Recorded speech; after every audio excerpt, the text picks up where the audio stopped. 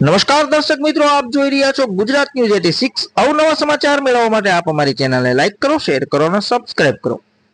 આણંદ જિલ્લાના ઓડ શહેરમાંથી અયોધ્યા જવા મિની બસનું આયોજન કરવામાં આવ્યું।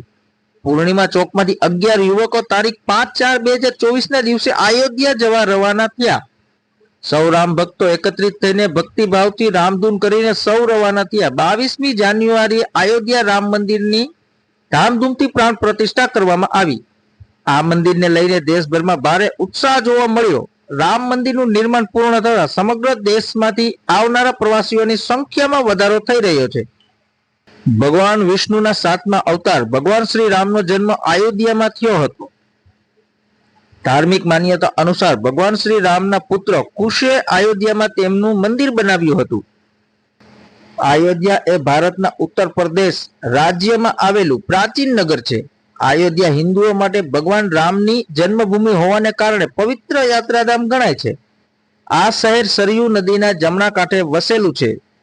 દેશ વિદેશના રામ ભક્તો તેની આતુરતાથી રાહ જોઈ રહ્યા હતા। તે રામ મંદિરનું સપનું પૂરું થયું છે। જે સમયે ભગવાન રામનો જન્મ થયો હતો તે જ સમયે અયોધ્યામાં 22મી જાન્યુઆરીના રોજ ભગવાન રામની પ્રાણ પ્રતિષ્ઠા કરવામાં આવી છે। આ પ્રવાસનો હેતુ અયોધ્યા રામ મંદિરમાં યુવાનો દ્વારા દેશમાં સુખ શાંતિ ભાઈચારો જળવાઈ રહે તથા સૌ સંપીને રહે એવી પ્રાર્થના કરવામાં આવશે। ધન્યવાદ। અહેવાલ દિલીપભાઈ એસ પટેલ, ઓર આણંદ।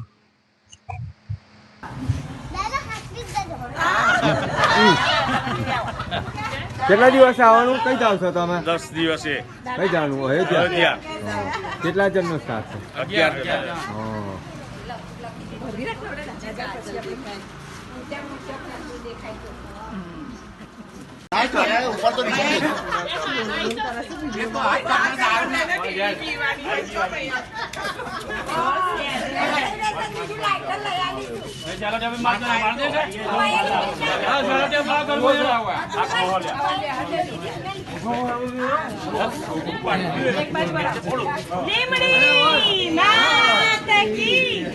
બોલાવે તું